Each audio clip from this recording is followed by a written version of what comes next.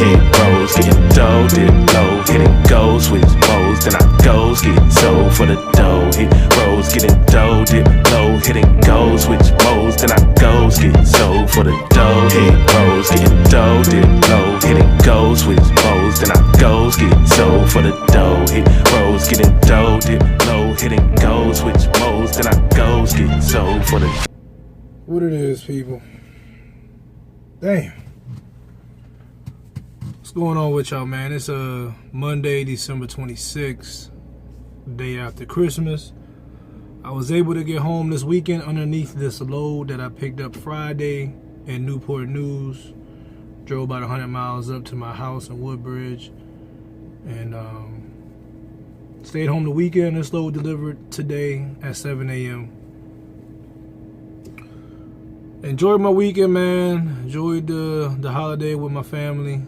You know, it always would have been nice if it could have been longer than it was, but it is what it is. Got to get back to the money. This right here, though, Christmas gift to myself, man. Upgraded my vape, man. One I had was some shit. So this joint, I fucks with it, man. For those of y'all that do vape. Anyways, what we're gonna talk about today, we're gonna talk about how I've been doing so far with this leasing, financially. You know, how I've been making out in my first 5 weeks. This is my 5th week right here, coming up to an end. I'm not about to show the settlements on the Qualcomm or nothing, man, because I don't feel like doing that. It is what it is. I don't got nothing to lie about. And hell, the numbers I'm about to give y'all ain't about to be, you know, extravagant anyways. So, anyways, first week, y'all know I came back home. Got my truck in Missouri, picked up a load that was going to Pennsylvania, came home for the Thanksgiving holiday, so I was home for Thursday. Woke up that Friday, delivered the load, came back home and spent the weekend at the house. I hadn't been home in like over a month, so I came home. Financially wasn't a smart thing to do, but you know, it is what it is. Everybody had already had their minds and heart set on me coming home, because at the time, if y'all been following me, you know I was really gonna stay on the truck with my trainer and co-drive with him. So we had already banked on me being home for that week. Anyways, that week, that one load paid $2,000. After expenses, I bought home $680. Okay, so wasn't that great, but it wasn't terrible. Second week, I forgot what the revenue was, the total revenue or the gross revenue was, but I bought home $860. Third week, I remember the revenue because that was my best week so far. The truck made $4,800 after all the expenses. I bought home $2,240. Following that week, my worst week so far, truck only made $2,600. I bought home $250. And the week I'm currently ending now, this is the last load I'm going to do for this week. It's Monday, pay period ends on Tuesday, and I won't have a load that will be delivered by Tuesday unless they give me something that I can pick up and deliver on my way to Piston. So, this week the truck is going to gross $4,500 and some change, like $4,580. And after my expenses this week that I've added up so far, and these numbers are not guaranteed, but I should end up bringing home. Now, prior to getting here, what I calculated was I was going to bring home between $1,900 and $2,300. After getting here and getting hit with this $304 lumper fee, we're going to just knock that down. Now I'm expecting between $1,600 and $2,000. And that's part of the game. That's part of the variable cost. You know, with this, the fixed cost on this truck every single week for me is $1,255. That's what's coming out. Yes, I know it's high, but everybody can't afford to go out and just buy a truck or lease a truck from a third party because you don't have the credit like myself, or you don't have the capital like myself. So, you know, we working to get there. But fixed cost is $12.55 a week. That's regardless. Variable cost, got your fuel, you got your tolls, you got for reefer at least lumper fees, and you know other maybe maintenance related problems. Which is why if you're gonna lease a truck, you better get a brand new truck so you can minimize the maintenance on it. But I do have this crack in the windshield that I mentioned to y'all when I was in Minnesota, the video I made in Minnesota, that I need to get repaired, which is why I'm heading to Piston right now. That's $110. So shit, for real, I forgot about that. Yeah, we looking at $1,500 to $1,900 this week. A new message has arrived. Hold fast. That was not anything important. I'm sitting here waiting to hear back from claims because this load I just delivered was over 28 cases. It had an extra 28 cases, which is the equivalent of one whole pallet. There's a whole pallet of extra product in the back of the trailer. And I'm waiting to hear back from them about what to do. I can't go anywhere until they tell me what to do with this pallet. Or until they figure out something. So now I'm just sitting here.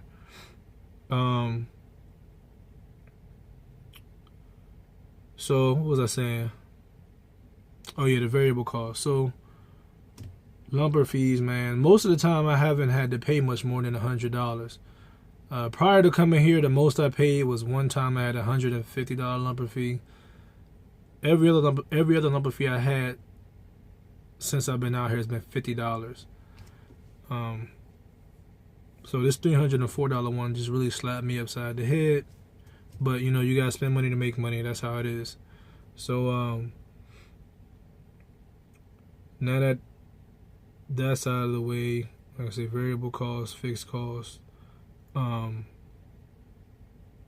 feel like I'm doing all right.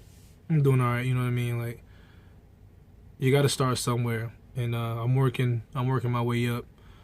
You know, jumping straight into a lease without any OTR experience. As y'all know, I do have driving experience, albeit locally. You know, so I know what I'm doing when it comes to getting behind the wheel and operating the vehicle. But you know, learning the OTR ropes is what I've been doing now. So it's highly recommended by most people to go company first. And those of y'all who've been following me know that I debated on that for weeks while I was in training in the TNT phase. And ultimately, y'all know why I decided to just go ahead and get my own truck. And then for me, it's working out fine because I feel like it's more of the individual, you know, your mindset. How do you approach working? I'm a hardworking man. I have a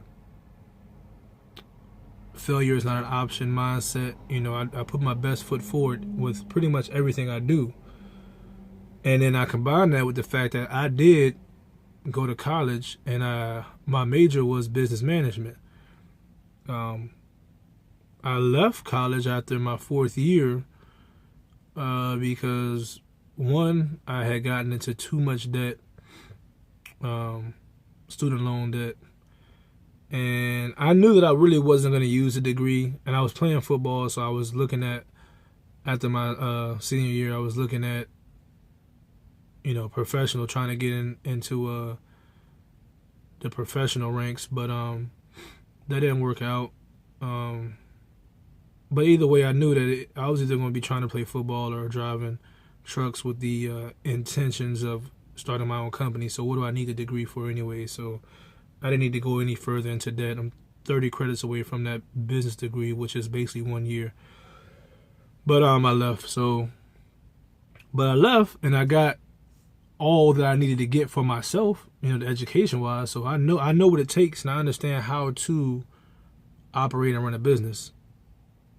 So I combine that with my work ethic and my mentality, and so far I've been out here. I've been pretty good. You know, like I basically have averaged over $1,000 a week take home, and you got to understand that average drops down significantly because of that 4th week that was just terrible, where I only bought home $250.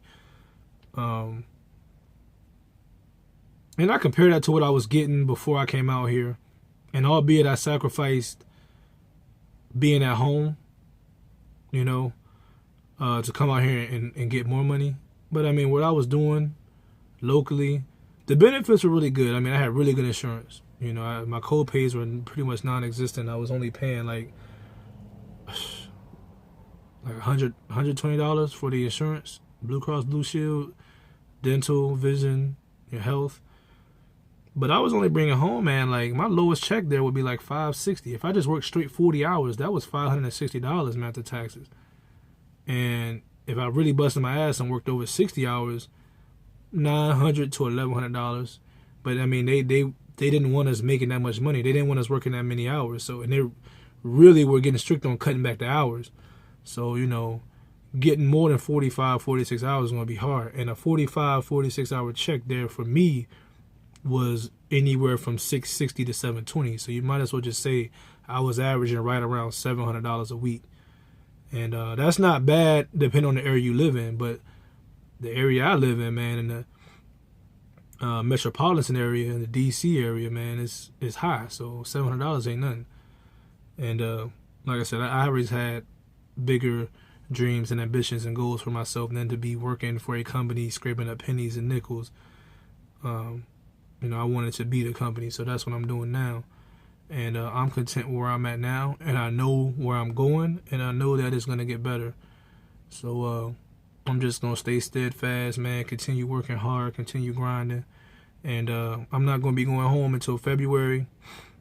Let's say, unless I pass through the house. Like if I pass through Virginia and I'm driving right by my house and I can afford to stop for a 10-hour break, then yeah, I'll stop by the house. But I mean, planning on being home, I'm not planning on being home until February. So I'm going to stay out, obviously, the rest of December, this last week, all of January, probably the first week of February. I'm probably going to be out for the next 6 weeks. I'm just going to make as much money as I can, you know, put money aside. And then I'm going to come home for 4 to 6 days. My grandmother's birthday is the beginning of February. My fiance's birthday is the end of February. I'm coming home in between those. Try, you know, do something for my family, my grandmother and my fiance. And at that point, I should have some money stacked up where I can afford to be home for those days and not come back out and start out in the hole.